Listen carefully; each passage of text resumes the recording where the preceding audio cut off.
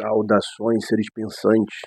Aqui é o Pedro de Jesus, esse é o Paisagens do Conhecimento e hoje vamos falar sobre as macroformas do relevo.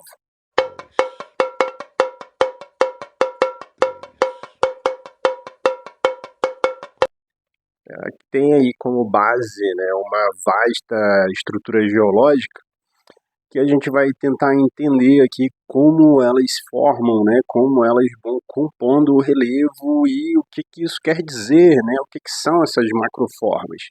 Início, vamos aqui analisar um pouco da ciência geomorfológica, aquela que estuda a formação do relevo, que ela tem aí alguns estudiosos brasileiros nessa base de análise do relevo. Então, vão encontrar assim, estudos um pouco mais ditos assim, tradicionais do relevo aqui no Brasil, em Haroldo de Azevedo. Então, ele fazia uma análise do relevo de áreas de planalto, planícies e depressões a partir da altimetria, então da altitude, da elevação dessas áreas de relevo. Depois a gente vai ter aí o Absaber, que vai analisar um pouco mais detalhadamente esse relevo para desenvolver a sua principal tese, que são dos domínios morfoclimáticos do Brasil.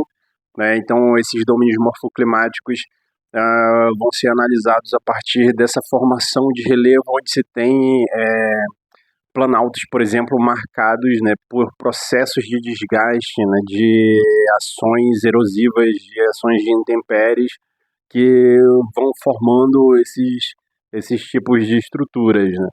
E as bacias sedimentares, por exemplo, quase sempre localizadas ali em áreas de planície, que serão locais marcados por receber sedimentos. Certo? Então, essa vai ser uma outra diferença.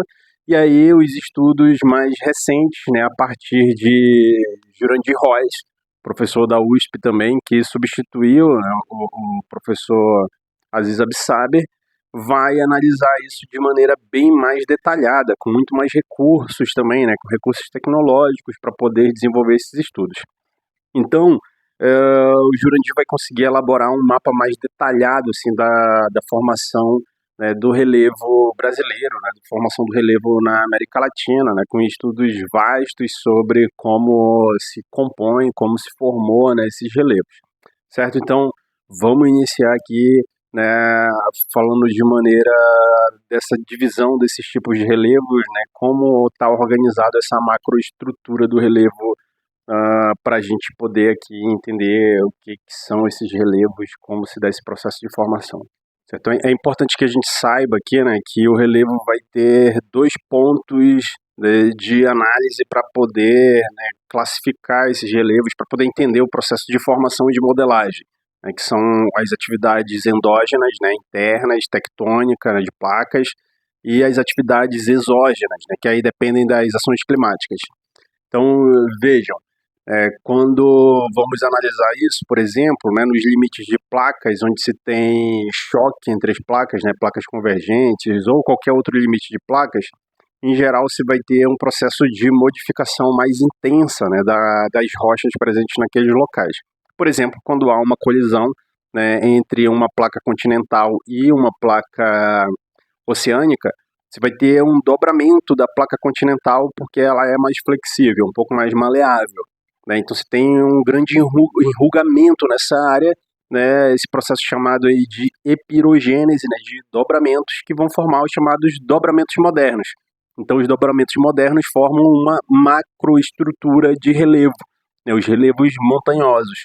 Aqueles mais recentes, no caso, por exemplo, da Cordilheira dos Andes, vão ter aí algo em torno de 150 milhões de anos para cá, então é um processo de formação mais recente, levando em conta o processo de formação do planeta, que tem pouco mais de 4,5 bilhões de anos, certo?